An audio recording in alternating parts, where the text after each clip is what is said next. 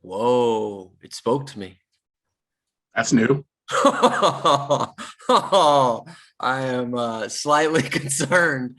I don't know what's about to happen now, folks. That's I've never heard that before. All right, well, let's we're gonna see what happens and go from there. Okay, I wish learn something new every day. All right, so today we're going to talk a little bit about overcoming failure. And the basis of this, there's a quote from Alfred E. Newman that I had read one time. Well, let me back up. There's an old quote that says, if at first you don't succeed, try again, right? And Alfred E. Newman says, if at first you don't succeed, you're about normal. Okay, it's a pretty normal thing to not succeed right off the bat, to not be a super duper rich person right off the bat. You're more than likely going to fail at the beginning. If at first you don't succeed, you're about normal. But sometimes we don't feel that way. Sometimes if we don't hit a home run our very first at bat, we feel like we're failing. Sometimes we think, gosh, I've been in this for a year and I'm not reaching my goals. I've been doing this for 4 or 5 years. I'm not reaching my goals. I'm not progressing. I'm failing at this, okay? Whatever that may be. So we run into this all the time. And then we also think, we look at all these other successful people, whether it be in our business or just other people in general, and we think, gosh, I mean, they've got it all figured out. You know, they're making all this money, they're closing deals, they're doing all these other different things. They're a success in whatever aspect they're doing in life. And we feel that that just happened.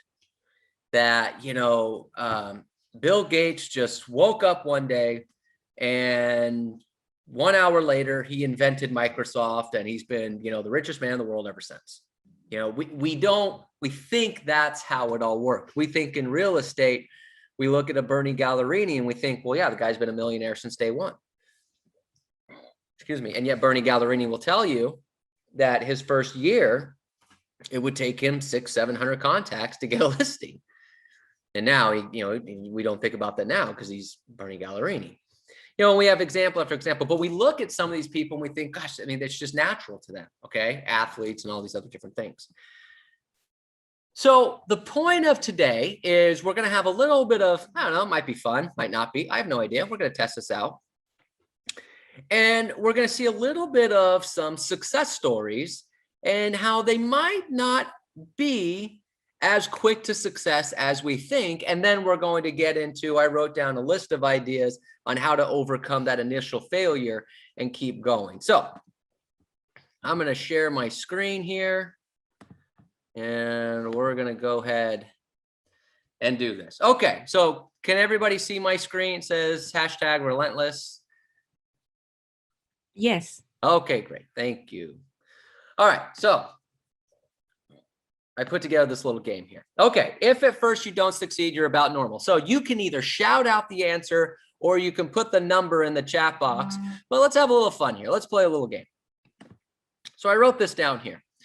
This person was fired from the Kansas City Star because his editor said he lacked imagination and had no good ideas. Was that Walt Disney, Steve Jobs, Johnny Carson, or George Lucas? You can either put in the chat box the number you think that corresponds to. You can shout it out. Disney. Okay, Yes. So we got the Disney in there. What do we have in the chat box? I got some Disneys in there. Okay. The answer is actually Walt Disney. So Walt Disney, his editor said he had no good ideas and no imagination. Imagine that, Walt Disney. No imagination, no good ideas. He actually failed at several other businesses before he created Snow White, and then that premiere went just totally off the charts. You know, today we would call it viral. And then he went on to become the guy who redefined American childhood with all the Disney films and the Disney parks and things like that, but was fired from his job at the newspaper because he lacked imagination and had no good ideas. How's that? All right, second one here. This person was publicly fired from their first television job as an anchor in Baltimore for getting too emotionally invested in her stories. Was that Barbara Walters, Connie Chung, Oprah Winfrey, or Katie Couric? Oprah. Oprah Winfrey. I hear a lot of Oprahs. I see Tiffany putting a 3 in the box there for Oprah. The correct answer is, as a matter of fact, Oprah Winfrey. She then rebounded from that, became the queen of television talk shows before amassing a media empire, and today she's worth about $3 billion according to Forbes, but was fired publicly from her first job because she was too invested in her stories. She had too much passion, too much energy, and they fired her. They got rid of her. And obviously we know what she's become since, $3 billion, everything's based around Oprah. Okay, so there's Oprah, failed first time through. This person was rejected by the USC School of Cinematic Arts multiple times. Was it Viola Davis, Steven Spielberg, Denzel Washington, or Meryl Streep? USC is the University of Southern California, rejected by their School of Cinematic Arts multiple times. Mr. Steven. I see a Denzel, Spielberg, I heard. Any other guesses? Meryl Streep. Spielberg, another one. All right. Let's see what the answer is here. It is Steven Spielberg. Went on to create then the first summer blockbuster with Jaws. He's won 3 Academy Awards, 4 Emmys, 7 daytime Emmys, and his 27 movies have grossed more than $9 billion. And yet, we think of Steven Spielberg, right? This great director, cinematic guy, and the University of Southern California Cinematic School rejected him multiple times. So imagine if he had just given up on that, we wouldn't have all these wonderful things that Steven Spielberg had created. Isn't that amazing? I mean, how do you reject Steven Spielberg multiple times? It's like, that is just mind-blowing to me. All right, here we go. This person was ostracized by his country's top business people for his unique vision. Was that Soichiro Honda, Henry Ford, Enzo Ferrari, Kiichiro Toyota? Which one of these was ostracized by his country's business people? Henry Ford. We got Ford. Who else we got? We got a Ferrari in the chat box. And Toyota is spelled correctly. His name is spelled that way. But I know the company is now Toyota, but that's how you spell his name. Ford, Toyota. Okay. Well, actually, the answer is Soichiro Honda. Oh. He was a mechanical genius, idolized Edison, and rebelled against the norm. His passion for aggressive individualism was more of a fit for the US, and he found himself alienated from Japanese businessmen who valued teamwork above all else. He then challenged the American automotive industry in the 1970s and led a Japanese automotive revolution. So we think Honda, yeah, Japanese car maker, this and that. The Japanese businessmen wanted nothing to do with him. They didn't like his style. They didn't like his ideas. He had to essentially become a massive person in America before Japan accepted him. And then obviously there's many, many more car dealerships that became in Japan. But ultimately in Japan himself, it didn't work. They didn't want to deal with him. They just thought his visions were too unique. And here he is, one of the biggest car makers in history. Pretty wild stuff. All right, let's go here. This person was supposed to take over the family farm, but failed miserably as a farmer, so they went back to school. Albert Einstein, Teddy Roosevelt, George Washington, Sir Isaac Newton, who was supposed to be a farmer, but failed and ended up going back to school. Who you got? Who do we think? Roosevelt. Roosevelt, okay. We got Roosevelt. I got another Roosevelt in the chat. Roosevelt. We got another Roosevelt. Okay. All right. Well, the correct answer is Sir Isaac Newton. So Sir Isaac Newton was supposed to be a farmer. His mom realized he was not meant to be a farmer, so she let him go back to finish his basic education. And then eventually she allowed him to go to Cambridge University, where now, the rest is history. He's one of the all-time great scientists, revolutionizing physics, mathematics, so on and so forth, right? Newton's law of physics and all these other different things. But he was supposed to be a farmer. That was the family business. They actually took him out of school to work on the family farm, and he was supposed to go to a family farm and failed so miserably as a farmer that they let him go back to school just to finish his basic education. And it obviously went on and on from there. All right. When this person first auditioned for the American Negro Theater, they flubbed their lines and spoke in a heavy Caribbean accent, which made the director angrily tell them to stop wasting his time and go get a job as a dishwasher. Is that Sidney Poitier, Idris Elba, James Earl Jones, or Harry Belafonte? What do we got? Any guesses? Sidney Poitier. Sidney Poitier, okay. Anyone else? Agree? Harry Belafonte. Harry Belafonte, okay. Anyone else? The correct answer is Sidney Poitier, who then worked on his craft, became a hugely successful Hollywood star, won an Academy Award for Best Actor, and helped break down the color barrier in the American film industry. But imagine that. For those of you that know movie history, Sidney Poitier is a pretty big deal. And initially, on his first audition, they told him to go be a dishwasher. They said, stop being an actor, go be a dishwasher. You're never going to make it. Right? I mean, how bad must he have been initially for them to say, because if he was just a little bit bad, they'd have said, hey, you know, go work on this, you'll be bad. He was so bad, they said, just go be a dishwasher. That's pretty bad. And yet he just kept going, kept pushing. And, you know, again, as they say, the rest is history. Pretty wild stuff. All right. This person was once a divorced, homeless, single parent living off welfare. Is that J.K. Rowling, Stephen King, John Grisham, Dan Brown? Who do you got? Who do you think?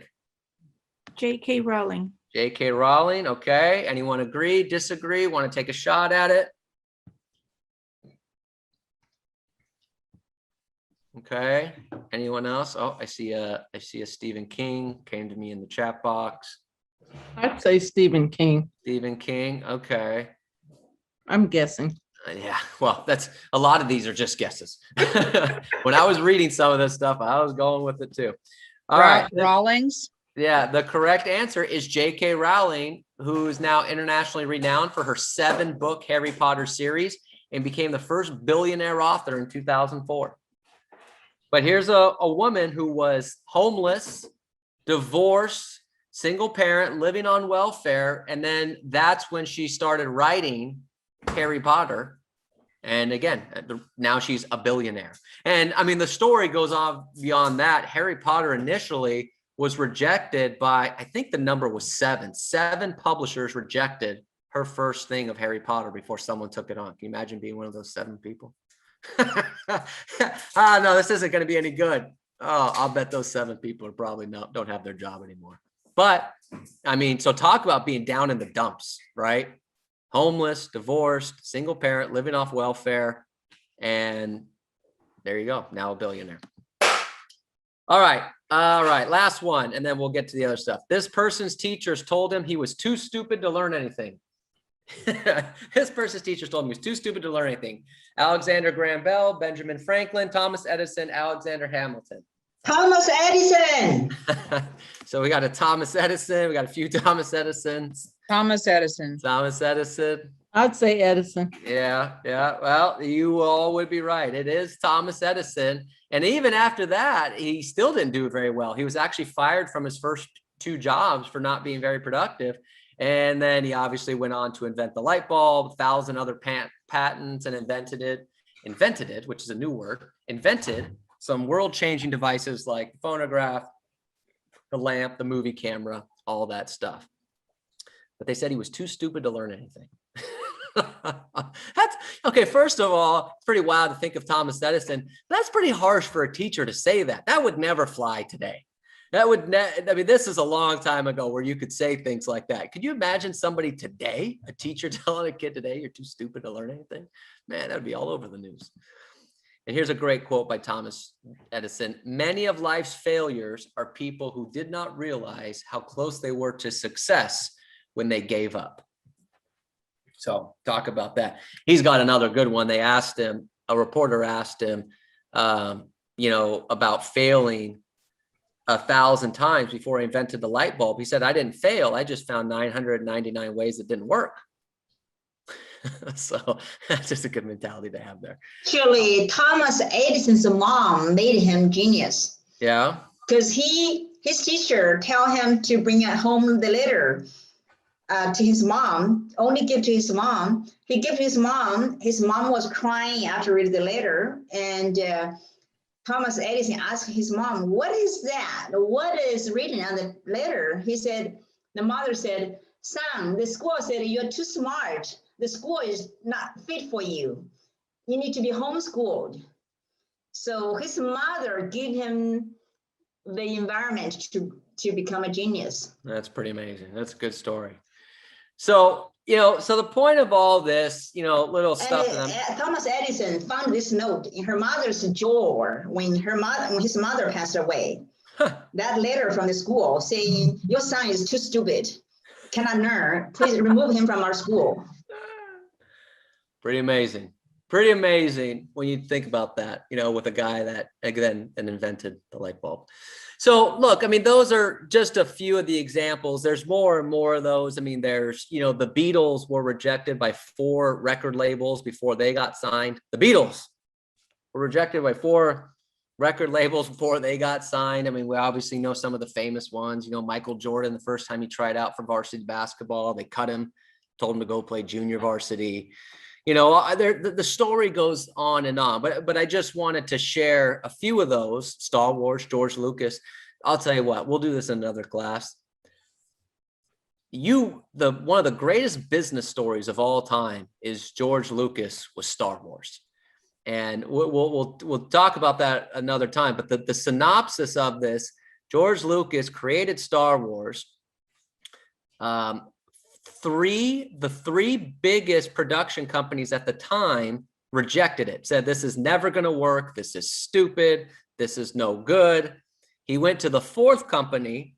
They said they would do it, but they weren't very supportive of it. So he finagled the deal to where, okay, I'll help put up some of my own money, I'll get loans and get some of my own money, but I get 100% of all the 100% of all the rights to Star Wars. And the company's like, yeah, sure, whatever, kid. If we make $1 on this film, it'll be great.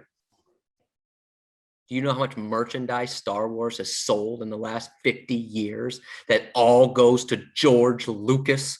I mean, that was one of the greatest business moves of all time. But anyways, but look, the point of all this is, we think of some of these people, we think of Thomas Edison being this genius, and yet people initially in school said he was too stupid to learn anything. We see Oprah as this massive success. I mean, it's Oprah. She's everywhere. She's got the books, the movies, her own TV channel, obviously the talk show. And, when she was first an anchor, she got fired from her first job. Disney, no imagination is what his editor told him. And he had no good ideas. So we see these people that we think about, and they had to go through those failures before they got to be who they are. So sometimes for us, whether you're brand new in the business and you're not getting there, or maybe you've been in the business for a while, but you've either hit a slump or you're not progressing at the way that you think you should be progressing, we get in our head sometimes that, man, we're failing. I'm failing at this. I don't know if I can do this. And yet it's that ability to keep going that helps you get there. So now that we've gotten past this, I wrote down a number of thoughts of overcoming that fear, that feeling of failure, overcoming that thought that I'm failing at this. I can't do this. What am I going to do? How do I get out of this? Should I do something else? Things along those lines. So I wrote down a number of thoughts here. These are in no particular order of importance. They're just some general thoughts that I wrote down here. Okay. The first thing I wrote down here, okay.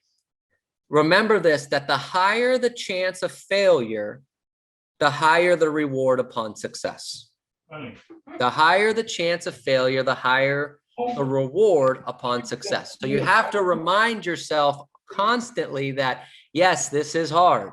And yes, maybe I'm not getting where I want to go, but also remind yourself that, boy, if I get this, the reward is higher. Because remember, in our business, when it comes to prospecting, the path of least rejection gets you the least profit.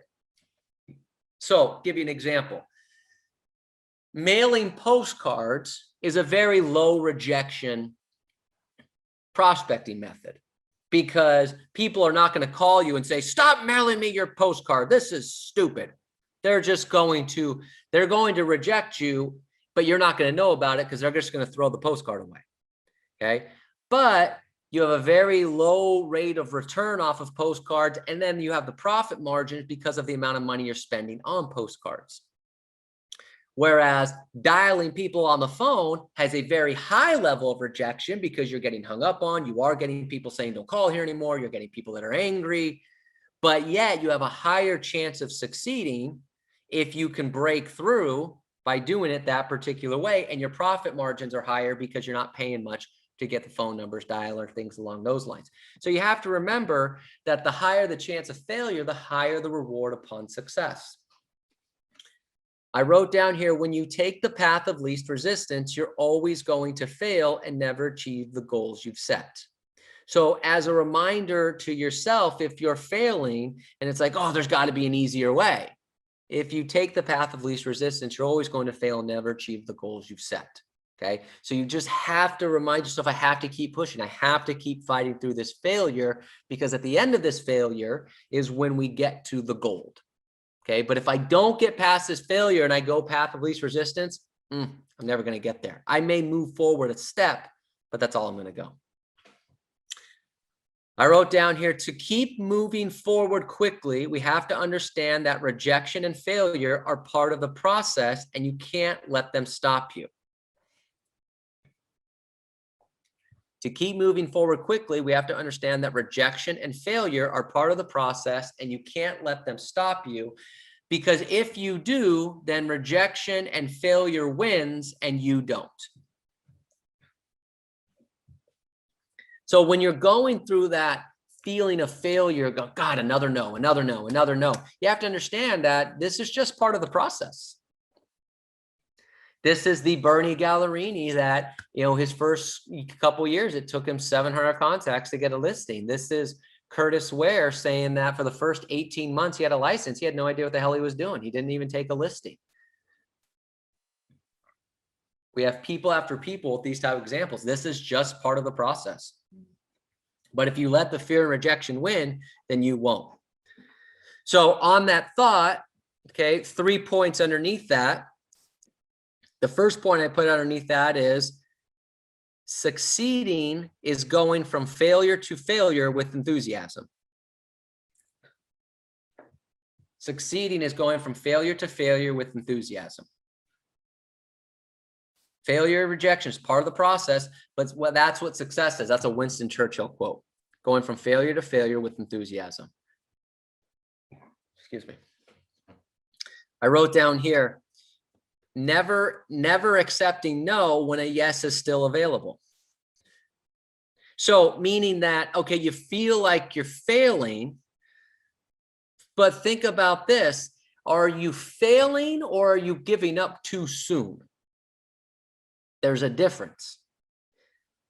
You might be failing, or maybe you're not failing, you're just giving up too soon, and you're realizing that there's still a yes potentially available, but you're just accepting a no. I wrote down here, number 3, is this was, Mike Ferry talked about this. He asked, I think it was Karen Bernardi, he asked, how do you become great? And they answered, learn to fail. Learn to fail. That's how you become great. And we'll talk a little bit more about that here coming up. But what I wrote down here, when I go back to the failing part of it, never accept no when a yes is still available, because sometimes, again, there's a difference between failing and giving up too soon. So an example of that is, well, I'm failing. I can't find any business. Okay, great. And you go through the script and you might say, so I'm curious, who do you know that might be looking to buy or sell? I don't know of anyone. Okay, well, I appreciate your time. Have a great day. Well, you're not failing. You just gave up too easy, because There's so many different ways to find a yes in a transaction. I wrote this down to make sure that you're not giving up too soon. They should hang up on you before you should hang up on them. So write down a list of questions that you can ask to keep the conversation going. Give you an example. So when do you plan on moving? Well, we're not selling this house. Okay, great. Well, have you thought about buying an investment property, while the rates are still low? No, we're not interested in buying an investment property. Okay, great. Do you have any other properties, any investment properties, second home, any family homes that you might be looking to buy or sell, or might be looking to sell? No, we don't have any of those. Okay, great. Well, I'm curious, who do you know that might be looking to buy or sell a house? Well, I don't know of anyone. Okay, great. I understand that. Well, do you know anyone that might be thinking about investing in real estate? I mean, actually, maybe even out of state, because there's a lot of people that are buying investment properties out of state. Do you know anyone that might be interested in that? No, I don't know anyone that might be interested in that. Okay, great. Do you know anyone who's renting right now that might be looking to take advantage of these low rates and these great programs, might be looking to buy? No, I don't know if anyone knows like, but the point is, I've got so many questions I can keep going to try to find a yes. There's a difference between failing and giving up too soon. Worst case scenario, my last ditch effort is to say, hey, one of the things I do with a lot of people in your neighborhood is keep them updated every couple months of what's going on in the market, even if they're not looking to buy or sell. Would you mind if I do the same for you? Yeah, sure. Great. Okay. Is this your best number? Don't take no when a yes is still available, but that a yes still available doesn't mean specifically just if they're looking to sell. So many different ways to keep the conversation going. Okay. The difference between failure and giving up too soon. Okay. I wrote down here, this is a great lesson here from Brian Tracy about failure. Okay. How do you overcome failure? How do you shift your mindset from failure? He says, if you're in sales, change the way you talk to yourself by viewing yourself as a rejection specialist rather than a sales specialist. If you're in sales, change the way you talk to yourself by viewing yourself as a rejection specialist rather than a sales specialist. If you define yourself as a sales specialist, you'll be setting yourself up for failure, disappointment, and lowered self-esteem with every rejection you get. But on the other hand, if you look upon yourself as a rejection specialist, you'll be setting yourself up to feel like a winner every time someone turns you down for any reason. You can look upon every rejection as a percentage of a sale. So I'm going to read that again to kind of let this sink in, because this is a really, really great mindset shift on dealing with failure that we have to get. If you're in sales, change the way you talk to yourself by viewing yourself as a rejection specialist rather than a sales specialist. If you define yourself as a sales specialist, you'll be setting yourself up for failure, disappointment, and lowered self-esteem with every rejection you get. But on the other hand, if you look upon yourself as a rejection specialist, you'll be setting yourself up to feel like a winner every time someone turns you down for any reason. You could look upon every rejection as a percentage of a sale. So, continues to say, if it takes you 20 calls to make a sale, you can look upon a rejection as 5% of the commission that you receive for making that call. So if it takes you 20 calls to make a sale, you can look upon a rejection as 5% of the commission that you'll receive for making that call. So you could look at it from that perspective. If you know your numbers and you know that it takes you a certain number of calls to get a lead, a certain number of calls to get a deal, a certain number of calls to get an escrow, a listing, whatever the case may be, you can look as the rejection of, all right, well, that rejection was 5% of my commission. That rejection was 1% of my commission. Well, it's going to take me this many contacts to make $10,000. So that rejection was worth $50. You have to look at it from that perspective to help yourself with this daily failure of prospecting, because we get told no so many times, we feel like we're failing because we're looking at ourselves as sales specialist, sales expert. I'm a real estate expert. Okay. instead of I'm a rejection specialist. In this way, every person you speak to actually pays you money. You simply collect it when you make the sale. That is inevitable when you speak to enough people. You simply collect it when you make the sale. That is inevitable when you speak to enough people. And every time someone turns you down, you're a winner. You're just that much farther ahead. It's such a great mindset shift when we're dealing with failure in our profession, specifically because we're getting rejected so many times on a daily basis. We have to look at each rejection as a percentage of our sale, and we're going to collect once we speak to enough people and we find that sale. Okay, you're just a little bit closer to the sale that must come if you keep on keeping on. You're just a little bit closer to the sale that must come if you keep on keeping on. Use every setback or disappointment as a spur to greater effort. Decide that nothing will ever get you down. Decide that you will bounce back instead of break. Develop a resilient or hardy personality.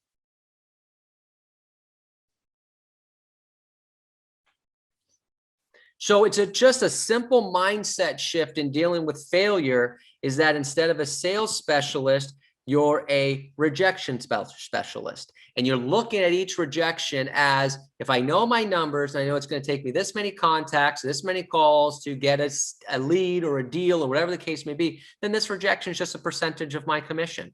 And I'm going to collect on that, because it's the mindset shift as well to say, I will collect on that. Because you can't just say, well, that's why, let me back up. That's why I hate the line that says every no gets me closer to a yes. Bunch of crap. Every no does not get you closer to a yes unless you work on your pitch. But if you think of it from this other shift is, God, this is a percentage of my commission. I know my numbers. I know I'm going to get it. I just got to keep on keeping on. I just have to keep pushing. It's such a great, great mentality. It reminds me of when Bernie Gallerini was on here, and he says he didn't want to be called a real estate agent because most real estate agents are unproductive people. He wants to be called a professional telemarketer. He just happens to have a real estate license. So it's just a different way of looking at things. Okay, so you just have to do things from that perspective. Okay, I wrote down here a few other ways on overcoming that initial failure. I wrote down here, acknowledge that you failed and your role in the failure. You have to be honest with yourself.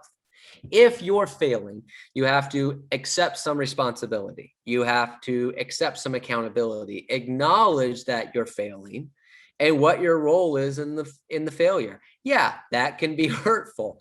That can damage the ego. Absolutely. Because we're trying to come up with alternative reasons. Oh, it's the marketplace. It's my market. I don't have this database. I don't speak this language. I don't do all these other things. We have to acknowledge that we failed in our role in the failure. We have to accept some accountability. If you can't accept your role in the failure and you can't accept some accountability, it's going to be very, very hard to overcome that failure to convert into success. But if you look in the mirror and take the accountability for it, then you're on the right path. Okay. I wrote down here after that, analyze the reasons that are making you fail. Okay. Analyze the reasons that are making you fail. Is it because you can't overcome a certain objection? Is it because you're not talking to enough people? Is it because you don't know the scripts as good as you do, or as you should? Is it because you get too nervous when you're talking to a client and you say constantly? Is it because you talk too fast? Is it because you talk too slow? Is it because you don't have any energy?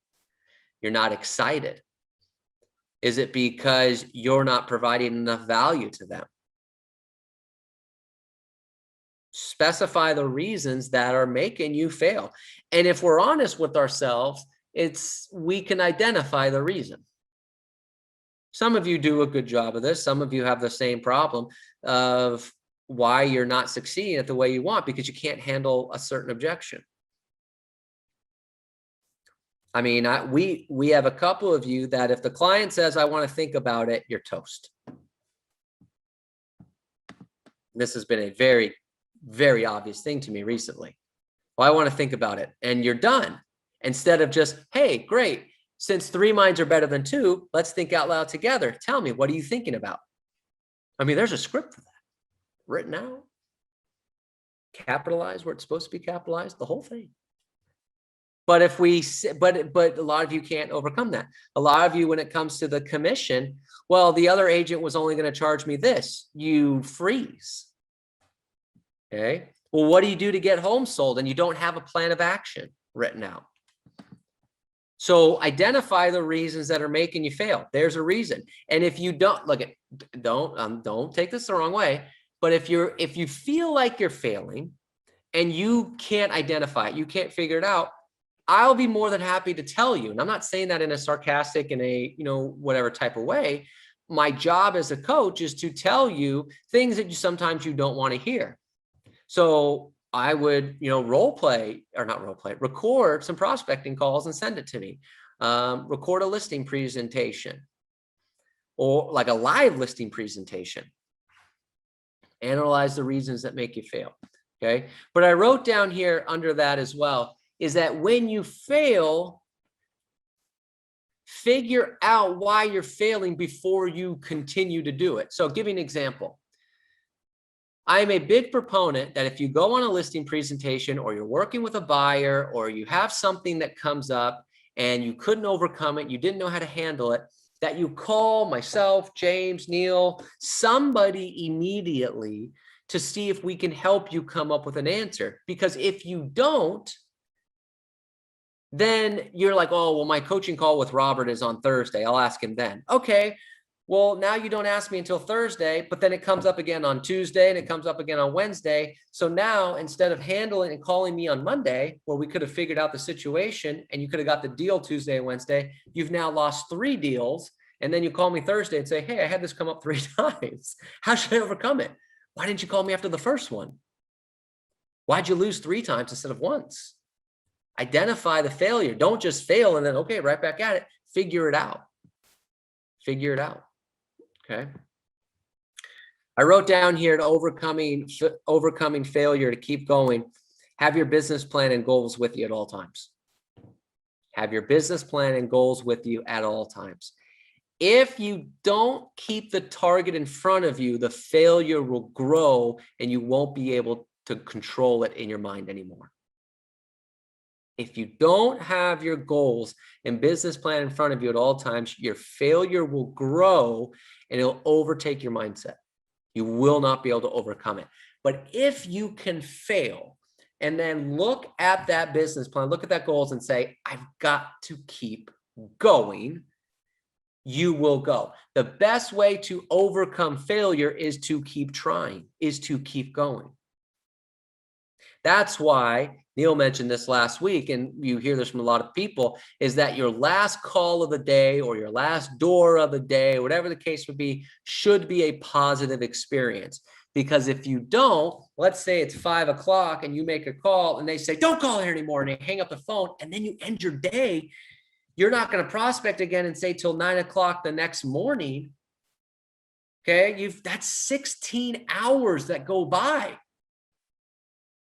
With the last thing lingering in your head is someone yelling at you and hanging up. It just grows and grows and grows and grows. And then by 9 o'clock the next morning, you're like hesitating to call. So you have to make sure that you're getting that negativity out of there on that last call of the day, last door of the day, and then making sure you're having your business plan, your goals in front of you to keep going, keep taking action. That's the way that you overcome failure, is by keep going. But if you don't have your goals and business plan in front of you, it's harder to do that. So make sure you always have those. I wrote down here, when you're overcoming failure, acknowledge what you've achieved. Acknowledge the wins that you've had. Yeah, you're failing right now. You've had a crappy day. Everyone's telling you no. People are hanging up on you. Okay, how do I overcome this? How do I get over this failure? Well, what have you done good? We talk about making a wins journal all the time. What have you done good? Well, I haven't had anything good this week. Okay, what about last week? Well, I got a really good lead. Okay. How'd you get it? What'd you do? Tell me about it. I submitted an offer for a buyer. We didn't get it accepted, but we were right there. Okay, good. You got a buyer lead. That's a win. You learned the scripts. That was a win. You recorded your listing presentation. You've had some successes. You've closed some deals in the past. Maybe you've only closed one deal in the past. Maybe you partnered on a deal. What are the good things you've achieved so far? Because you have to remind yourself more than ever when you're in that mindset of overcoming failure that you can do it. And if you've had some wins along the line, you can go to those to remind yourself that I can do this. Let's keep marching forward. Let's keep going. So you have to acknowledge all the good stuff that you've done so far, all the positive things that you've had. Okay. On that note, acknowledge what obstacles you've overcome to get here, to even this point. Some of you maybe, I've had this conversation with one of our agents before, every time that they feel like they're failing. And this is a woman who came to America as an immigrant and was a single mom who raised 3 kids. And I would go to her, I say, you're an immigrant, single mom, raised three kids, and you think prospecting is hard? That's a good point, Robert. Okay. I mean, come on. Let's be real here. You've got some real obstacles that you've overcome. Learning this script is not that difficult. You should, I mean, this should be an easy peasy for you. Acknowledge the obstacles you've overcome, the fears you've overcome. For some of you, I got to tell you, there are a few of you recently have taken on this open mic challenge, not challenge, I guess, but done open mic that you've never done before. That's a huge obstacle to overcome. That's a huge fear. It's huge. Being on Zoom is huge. Learning those different things. Okay. Acknowledge the fears and obstacles you've overcome. You've all done good things. You've all have positive things. You have to remind yourself of that in this business. Okay. But I wrote down here an overcoming failure. Learn why you failed, acknowledge it, and then figure out, how do I get better? Turn every failure into an opportunity to succeed. Why didn't I get that listing? Why didn't I get the offer accepted? Why? Okay, let's analyze it. Let's figure it out. Don't just say, oh gosh, I missed another one. I'm never going to get this. I'm never going to figure it out. Well, yeah, with that attitude, you're right. But let's figure out why. Why didn't you get it? And then work on getting better. That's how you overcome it. I wrote down here, acknowledge that no failure will finish you. Failure is just a part of the gig. Remember, it's just part of the process. Okay. It's part of the process. But no one failure is going to finish this. No one failure is going to end this for you. Okay. You've got to just keep going. But I wrote down here, last 2 points, and then we'll wrap up here. I wrote down here, an overcoming failure is look at things from a different angle. Sometimes to overcome failure, we have to look at things from a different angle, or as some people say, a 30,000 foot view. You're looking at it just from your angle as the real estate agent. Well, why don't you look at it from the angle maybe of a client? What if you just took it from a side angle? What if you just took out the real estate, pretended that you knew nothing about real estate, looked at the overall view of everything and said, now I see. Look at something from a different angle. Maybe you'll figure it out a different way. There's the old line of, put yourself in the other person's shoes. Sometimes looking at things from a different angle will help you figure out where the failure is coming from. And boy, I tell you, a switch will just go off. Okay. And then I wrote down here, last point I wrote down here, sometimes of overcoming failure is you might have to take a little bit of time away to just regroup, recharge. So the problem with failure in some cases is it burns us out. We just keep going and going and going. Oh, I'm gonna work my way through this. Sometimes you have to take that step back. Now, I'm not saying take a month off or, go on, they do this in the movies sometimes where the person, Thanks, Robert. the person just takes off their sports coat and goes, all right, I'm going on some little thing for hours or years. you know, I'm going to go learn how to eat in Italy or something like that. Now that wouldn't be bad. Okay. But seriously, you know, you don't have to take a bunch of time off, but sometimes, you know, you got to take a day off. You got to take an hour off. You got to take an afternoon off to just regroup, get your mind right, recharge. Okay. And then come at it fresh. Because sometimes when we get into this thing of failure, it grows so big that we just lead to burnout and the energy's drained, emotionally drained. You might have to take a step back. Okay. But the main goal upon all this with overcoming the failure is, like we talked about with all these people, it's part of the process. And if you let it get to you, it's it, it's over. But if you say this is part of the process, let me figure out how I fix this and then keep going and keep grinding, then you're going to be just fine. Because remember, just like we talked about, Thomas Edison says, many of life's failures are people who did not realize how close they were to success when they gave up. Every single time you're going through failure, just know the light is just there. It's just around the corner, but you've just got to keep going, fix the pitch, fix the problem, keep going. And there's nothing that can stop you from overcoming that and being a massive, massive success. All right, everybody. That's all I got for the day. Hopefully there was one or two things in there that were interesting or helpful or something along that. But just know that it's part of the process. We just got to keep fighting every day. Thank you, Robert. That was very